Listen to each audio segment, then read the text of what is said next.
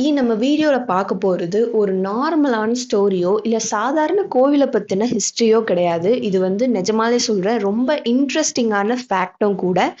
இந்த டெம்பிளை பத்தி சொல்லணும் அப்படின்னா ஹிஸ்டாரிக்கல் ரீதியாவும் சரி, அறிவியல் பூர்வமாவும் சரி, எல்லா விஷயங்களையும் பொய்யாக்கி இருக்கு. அண்ட் இந்த கோவிலை பத்தி சொல்லும் போதே நீங்க ரொம்ப எக்ஸைட் ஆயிருவீங்க. அந்த மாதிரி ஒரு டெம்பிள் தான். ஸோ இது வந்து ஒடிஷால இருக்கு. இதுதான் நம்மளோட பூரி ஜெகநாதர் கோவில். இந்த சாமி சிலைக்குனே ஒரு தனியா ஒரு ஸ்டோரி வந்து இருக்கு. ஸோ எல்லாத்தையும் தான் நம்ம இந்த வீடியோல பார்க்க போறோம். இந்த வீடியோ ரொம்ப இன்ட்ரெஸ்டிங்கா இருக்க போகுது. ஸோ வீடியோவை ஸ்கிப் பண்ணாம பாருங்க. And welcome back to my channel. This is Tamil Aakkam. எல்லா படைப்புகளுக்கும் பின்னாடி ஒரு கதை இருக்கும். அது மாதிரி தான் நம்ம பூரி ஜெகநாதர் கோவிலுக்கு பின்னாடியும் ஒரு கதை இருக்கு. இந்த கோவிலோட ஆரம்பம் எது அப்படின்னா நம்ம மகாபாரதத்தோட முடிவுரை தான்.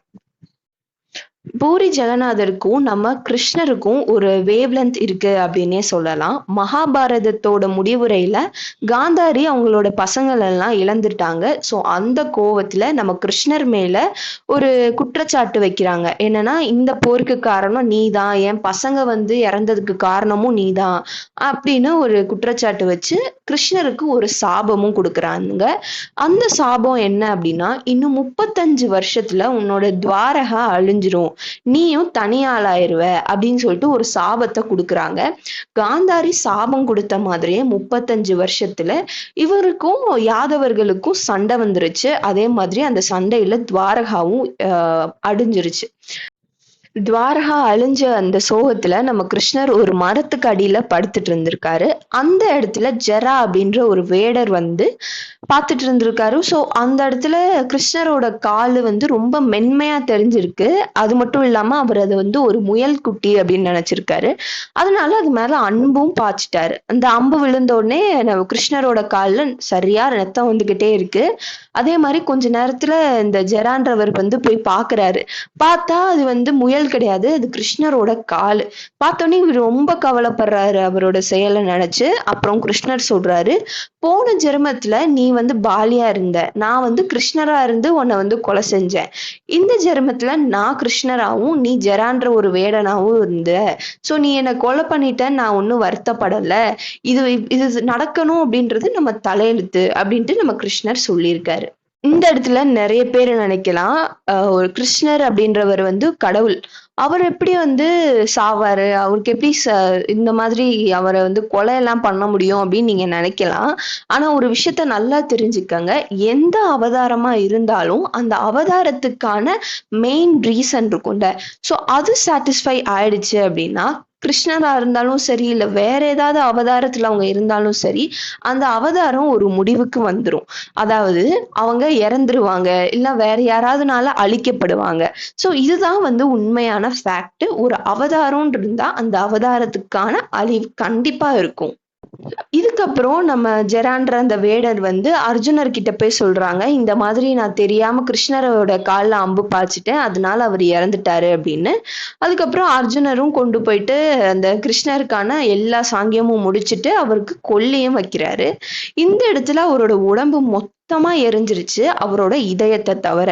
இன்னும் அந்த இடத்துல ஏதோ ஒண்ணு வைப்ரேட் ஆயிட்டே இருக்கிற மாதிரி அவங்களுக்கு தோணுது. அப்பதான் அவங்க பாக்குறாங்க, அது கிருஷ்ணரோட இதயம். அந்த இதயம் இன்னும் துடிச்சுக்கிட்டே இருக்கு. அந்த துடிப்பும் நிக்கல, அந்த இதயத்துக்கு எந்த விதமான பாதிப்பும் வரல. இப்போ அந்த கொஞ்சம் கூட டேமேஜ் ஆகாத அந்த கிருஷ்ணரோட இதயத்தை பார்த்த அந்த அர்ஜுனருக்கு பயங்கரமான ஷாக்கு. அவர் அந்த ஷாக்கோடயே அதை எடுத்து ஒரு மரக்கட்டை மேல அந்த இதயத்தை வைக்கிறாரு. அந்த இதயம் இன்னும் துடிச்சுக்கிட்டே இருக்கு. அதை அப்படியே ஆத்தங்கர் ஓரத்துல விட்டுட்டாரு அவரும். அதுவும் மெதுவா மிதந்து மிதந்து கடல் வழியா போய் ஒடிஷா போயிடுச்சு. ஒடிஷால ஒரு வனப்பகுதியில இருக்கிற ஒரு ஆறு ஓரமா அது வந்து சேருது. அந்த இடத்துல பிஸ்வபாஷு அப்படின்ற ஒரு காட்டுவாசி, இந்த காட்டுக்குள்ள எல்லாம் குடியிருப்பாங்கல்ல, அதோட தலைவர் மாதிரி ஒருத்தர். சோ அவர் வந்து அதை பார்த்த உடனே அது எப்படி இருந்திருக்குன்னா, ஒரு இதயம் மாதிரி கிடையாது, ஒரு நீல கலர்ல ஒரு கல்லு மாதிரி இருந்திருக்கு. அதை பார்த்த உடனே இது ரொம்ப சக்தி வாய்ந்த ஒரு கல்லு அப்படின்னு அந்த பிஸ்வபாசுன்றவர் நினைச்சிருக்காரு. அதுக்கு நீல மாதவ் அப்படின்னு பேர் வச்சு எடுத்து அதை பாதுகாத்து வச்சிருக்காரு. இந்த விஷயம் அந்த ட்ரைபல் சொசைட்டியை தவிர வேற யாருக்குமே தெரியவே இல்லை. பல நாளுக்கு அப்புறமா ஒரு ராஜா, அவர் பேரு வந்துட்டு இந்திரதும்னா. அவருக்கு வந்து இந்த விஷயம் தெரிய வருது. அதாவது கிருஷ்ணரோட இதயம் வந்து இந்த மாதிரி பாதுகாக்கப்பட்டிருக்கு ஒரு காட்டுக்குள்ள அப்படின்னு அவருக்கு தெரிய வருது. இவர் வந்து லார்ட் விஷ்ணுவோட ஒரு பெரிய ஒரு பக்தர் அப்படின்னே சொல்லலாம். ஸோ இவருக்கு வந்து பெருமாள்னா ரொம்ப பிடிக்கும். ஸோ அதனால அந்த கல்லு வந்து நம்ம கிட்ட இருக்கணும் அப்படின்னு இவரு நினைச்சிருக்காரு. இதுக்காக வித்யாபதி அப்படின்ற இன்னொருத்தர்கிட்ட இவரு சொல்றாரு.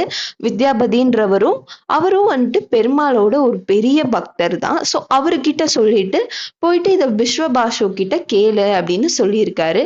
விஸ்வபாஷு கிட்ட கேட்கும்போது விஸ்வபாஷு சொல்லிட்டாரு, இல்ல என்னால இத தர முடியாது. இது எங்களுக்கு சொந்தமானது. நாங்க வந்து இத பாதுகாக்க கடன்பட்டிருக்கோம் அப்படின்னு அவங்க சொல்றாங்க.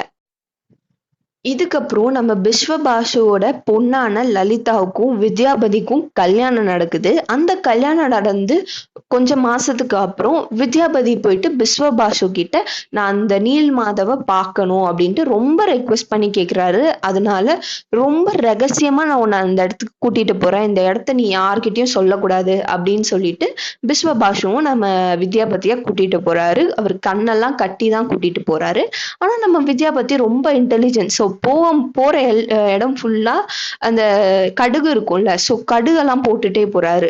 அப்படி போடும்போது அது ஃபுல்லா முளைச்சிரும். ஸோ அந்த இடத்த வச்சு நம்ம திரும்ப அந்த தடயத்தை வச்சு நம்ம திரும்ப வரலாம் அப்படின்னு ஒரு பிளான் பண்ணி போறாரு. போயிட்டு நீல் மாதவியும் பார்த்துட்டாரு. இப்போ அந்த கடுகெல்லாம் போட்டதுனால அந்த வழியும் கொஞ்சம் அவருக்கு தெரியும் அப்படின்னு நினைச்சாரு. ஸோ இவர் திரும்ப போயிட்டு அந்த ராஜா கிட்ட போயிட்டு இது மாதிரி எனக்கு வழி தெரிஞ்சிடுச்சு, நம்ம இப்ப போலாம் அப்படின்னு சொல்லிட்டு ராஜாவையும் கூட்டிட்டு போறாரு. ஆனா போய் பார்த்தா அந்த இடத்துல நீல் மாதவ் இல்ல. இந்த இடத்துல வித்யாபதி இவ்ளோ இன்டெலிஜென்ட்னா விஸ்வபாஷு எவ்ளோ இன்டெலிஜென்ட்டா இருந்திருப்பாரு. ஸோ அதனாலதான் ஒருவேளை வித்யாபதி வந்து திரும்ப வந்து அந்த கல்லை எடுத்துட்டு போக வாய்ப்பு இருக்கோ அப்படின்னு நினைச்சிட்டு அந்த கல்லு இருக்கிற இடத்தையும் அவரு மாத்தி வச்சிருக்காரு. ஸோ ராஜாவோட அந்த வித்யாபதி வந்து பார்க்கும்போது அந்த இடத்துல நீல் மாதவ் கிடையாது. வித்யாபதி சொன்ன இடத்துல அந்த கல் இல்லாதது நம்ம இந்திரதும்னாக்கு ரொம்பவே சோகமா இருந்துச்சு. ஏன்னா அவர் வந்து ஒரு விஷ்ணு பக்தர். அன்னைக்கு ராத்திரி இவர் ரொம்ப சோகத்தோட தூங்கியிருக்காரு. இவரோட கனவுலயே விஷ்ணு வந்திருக்காரு. அவர் என்ன சொல்லியிருக்காரு அப்படின்னா, ஒரு தண்ணி அதாவது ஒரு ஏரி பகுதியில ஒரு மரக்கட்டை வந்து மிதந்து வந்துட்டு இருக்கு. அது வந்து வேப்ப மரத்தோட ஒரு பகுதி. அதை எடுத்து நீ என்னோட சிலைய வந்து அதுல செதுக்கிக்கோ. அது மட்டும் இல்லாம நீல் மாதவை எடுத்தும் நீ அதுல வந்து வச்சு எனக்கு ஒரு கோவில் கட்டு அப்படின்னு விஷ்ணு பகவான் சொல்லியிருக்காரு. மறுநாள் காலையிலேயே விஸ்வபாஷுவை பார்த்த நம்ம ராஜா இந்த எல்லா விஷயத்தையும் சொல்லிட்டு அந்த கட்டையை எடுக்கவும் போயிட்டாரு. அதே மாதிரி அந்த மரக்கட்டையும் அவர் பார்த்துட்டாரு. ஆனா அங்க இருந்து அதை நகர்த்தவே முடியல. ஏன்னா அது அவ்வளோ கனமா இருந்துச்சு. கடைசியில விஸ்வபாஷுவோட உதவியால அதை எடுத்துட்டு இவரோட ராஜ்யத்துக்கு இவரு வந்துட்டாரு. இப்ப அடுத்த வேலையா நம்மளோட இந்திரதும்னா ஒரு நல்ல சிற்பிய வந்து நம்ம தேடணும் அப்படின்னு தேடல்ல இறங்குறாரு. நிறைய பேரை பார்த்தாரு. ஆனா இது வந்து ஒரு வுட்ல செய்ய வேண்டிய ஒரு சிலை. அதனால இவருக்கு சரியான ஆள் கிடைக்கவே இல்லை. அதுக்காக நம்ம விஷ்ணு பகவானே வந்துட்டு ஒரு வயசான ஒரு சிற்பியா உருவெடுத்து நம்ம ராஜா கிட்ட வராரு. வந்து நான் வந்து உங்களுக்கு வுட்லயே இந்த சிலையெல்லாம் செதுக்கி தரேன். ஆனா நான் ஒரே ஒரு வேண்டுகோள் மட்டும் வைக்கிறேன். அதை நீங்க நிறைவேற்றணும் அப்படின்னு சொல்லியிருக்காரு. அது என்னன்னா, நான் இந்த மொத்த சிலையும் செதுக்கி முடிக்கிற வரை யாரும் வந்து என்ன தொல்லை பண்ணக்கூடாது. யாரும் கதவெல்லாம் தட்டவே கூடாது. நான் இந்த கதவை மூடிட்டு உள்ள நான் வேலை பார்ப்பேன்.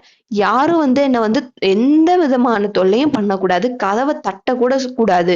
நான் சொல்ற வரை யாரும் நீங்க உள்ள வந்து அந்த சிலைய வந்து நீங்க பார்க்க கூடாது அப்படின்னு இவரு சொல்லியிருப்பாரு. இதே மாதிரி ஒரு 15 நாள் வரை அவரும் வேலை பார்த்துட்டே இருப்பாரு. தண்ணி, சாப்பாடு எதுவுமே இல்லாம ஒரு வயசான ஆள் வந்து வேலை பார்த்துட்டே இருக்காரு அப்படின்னு அவங்க எல்லாம் நினைச்சிட்டு இருக்காங்க. ஒரு 10, 15 நாள் கழிச்சு உள்ள வந்து அந்த சத்தம் எல்லாம் கேட்கும்ல செலவழிச்சோம் அப்படின்னா, அந்த சத்தம் சுத்தமாவே கேட்கவே கிடையாது. இப்ப அந்த நாட்டோட ராணி, அதாவது நம்ம இந்திரதும்னாவோட மனைவி வந்து ரொம்ப சோகப்படுறாங்க. என்னங்க ஒரு வயசானவங்க வந்து இந்த வேலை பண்ணிட்டு இருக்காரு. அதுவும் இத்தன நாளா சாப்பிடாம, செய்யாம அவரு வந்து வேலை பார்க்குறாரு. இப்ப அந்த சத்தமும் கேட்கல. நம்ம திறந்து பார்ப்போமா? அப்படின்னும்போது, ராஜா இல்ல வேணாம் அப்படின்னு ஃபர்ஸ்ட்டு மறுத்தாரு. அப்புறம் இல்ல நம்ம இத செய்வோம் அப்படின்னு சொல்லிட்டு கதவ தட்டுறாரு. இந்த கதவ வந்து அவரு திறக்குறாரு. திறக்கும்போது தான் அவரு பார்க்குறாரு, பாதி வேலை முடிஞ்ச மாதிரி தான் இருக்கு அந்த சிலை. இன்னும் ஃபுல்லா வந்து முடியவே இல்ல. அந்த சிற்பியையும் காணோம். ஸோ இப்ப வந்து ராஜாக்கு வந்து ஒரு சந்தேகம், ஒரு குழப்பம், ஒரு சோகம் எல்லாம் வந்துருச்சு. இத்தன குழப்பத்தோட அவரு இருக்கும்போது, போய் விஷ்ணு பகவான பார்க்குறாரு. அப்ப வந்து அவரு சொல்றாரு, நான் தான் வந்து அந்த சிற்பியா வந்திருந்தேன். அவரு சொன்னார்ல, இந்த மாரி கதவ திறக்கக்கூடாதுன்னு. நீங்க ஏன் தட்டுனீங்க? அப்படின்னும்போது, மன்னிச்சிடுங்க. தயவு செய்து வந்து அந்த சிலையெல்லாம் வந்து ஃபுல்லா எங்களுக்கு வந்து முடிச்சு குடுங்க அந்த வேலைய." அப்படின்ட்டு போயிட்டு ரொம்ப கெஞ்சுறாரு. ஆனா விஷ்ணு பகவான் மறுத்துட்டாரு. "நீ என்ன பண்ணுனா, அந்த பாதி முடிஞ்ச வேலை இருக்குல்ல, அத அப்படியே கொண்டு போய் எனக்கு கோவில்ல வச்சு நீ சிலையா கட்டிரு. அந்த நீல்மாதவியும் எடுத்து அதுல வச்சிருப்பா." அப்படின்னு சொல்லியிருக்காரு. இந்த இடத்துல நம்ம எல்லாருக்கும் தோன்ற ஒரு விஷயம் என்னன்னா, நம்ம விஷ்ணு வந்துட்டு அவரோட சிலைய செய்ய சொன்னாங்க. ஆனா அங்க என்ன 3 சிலை இருக்கு அப்டின்னா, அது என்ன அப்டின்னா, கிருஷ்ணர் இருக்காருல்ல, அவரு தான் ஜெகநாதர் அப்டின்னு நம்மலாம் சொல்றோம். அவரோட அண்ணனான பாலபத்ரா, அவரோட சிலையும் அங்க இருக்கு. அவங்களோட தங்கச்சியான சுபத்ரா. ஸோ இந்த 3 பேரோட சிலையும் தான் அந்த சிற்பி வந்து செஞ்சுட்டு இருப்பாரு. இப்ப அந்த 3 சிலையும் எடுத்து கோவில்ல வச்சாச்சு. அதே மாதிரி அந்த நீல்மாதவியும் எடுத்து வச்சாச்சு. இப்ப வந்து எல்லா அந்த ஃபுல் மூன் டே அப்படின்னு நம்ம சொல்லுவோம்ல. ஸோ அந்த மாதிரியான ரிச்சுவல் அப்பல்லாம் இந்த நீல்மாதவ எடுத்து அந்த ஜெகநாதர் மேல வச்சுட்டு, இவங்க நெறைய ஸ்பெஷல் பூஜை எல்லாம் பண்றாங்க. அந்த ஒரு நாள் ஃபுல்லுமே பூரியில கரண்ட் இருக்கிறது இல்லையாம். அதாவது இன்னும் அந்த பூஜை எல்லாம் பண்றவங்க இருப்பாங்கல்ல, அவங்க எல்லாருமே கண்ணுல வந்து ஒரு துணி கட்டிக்கிறாங்க. அது மட்டும் இல்லாம கையில கிளவுஸும் போட்டுக்கிறாங்க. இது எதுக்கு அப்டின்னா, எலக்ட்ரிசிட்டி அட்டாக்க வந்து பிரிவென்ட் பண்றதுக்கு. அந்த நீல் மாதவ் அப்டின்ற அந்த ப்ளூ கலர்ல இருக்கிற ஒரு கல்லு வந்து அதிக அளவான எலக்ட்ரிசிட்டிய பாஸ் பண்ணுது அப்டின்றதுனால, கையில வந்து அவங்க கிளவுஸ் போட்டுக்கிறாங்க. அண்ட் கண்ண வந்து பாதிக்காம இருக்கிறதுக்கு கண்ண கருப்பு துணியால கட்டிட்டு அதுக்கு பூஜை பண்றாங்க. அண்ட் பூரி ஜெகநாதர் கோவில பத்தி நெறைய விஷயங்கள் தெரியும். இப்ப அந்த கோவிலோட ஹிஸ்டரி அதாவது வரலாறையும் நம்ம பார்த்துட்டோம். இன்னும் அதுல வந்து அறிவியல் ரீதியா நெறைய மர்மங்கள் இருக்கும். அதாவது என்னன்னா, பொதுவாவே நம்ம சாப்பாடு வைக்கும்போது, எந்த பானை வந்து நெருப்பு கிட்ட இருக்கோ அதுதான் ஃபர்ஸ்ட்டு நம்ம வந்து சமைச்சு முடிக்கும் அப்படின்னு நம்ம சொல்லுவோம்.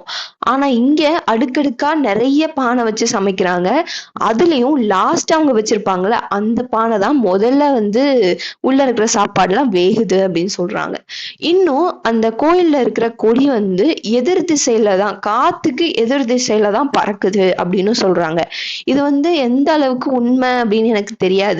ஆனா இது வந்து நெறைய பேர் வந்து இப்படிதான் சொல்லிட்டு இருக்காங்க. ஆனா எனக்கு தெரிஞ்சு இப்ப நான் சொன்ன இந்த கோவில பத்தின கதை எல்லாமே உண்மைதான். நமக்கு ஒரு சில கோவில பத்தி ரொம்ப சாதாரணமா நினைச்சிட்டு இருப்போம். ஆனா அதுக்கு பின்னாடி எவ்ளோ பெரிய கதை இருக்கு, எவ்ளோ அறிவியல் இருக்கு அப்படின்னு பாருங்க. அண்ட் இன்னும் நெறைய அறிவியல் விஷயங்கள வந்து நம்ம தெரிஞ்சுக்கணும். ஸோ அதுக்கு நம்ம சேனல வந்து சப்ஸ்கிரைப் பண்ணுங்க அண்ட் லைக் பண்ணுங்க. உங்க ஃப்ரெண்ட்ஸ் அண்ட் ஃபேமிலிக்கும் ஷேர் பண்ணுங்க. Until that tata bye by.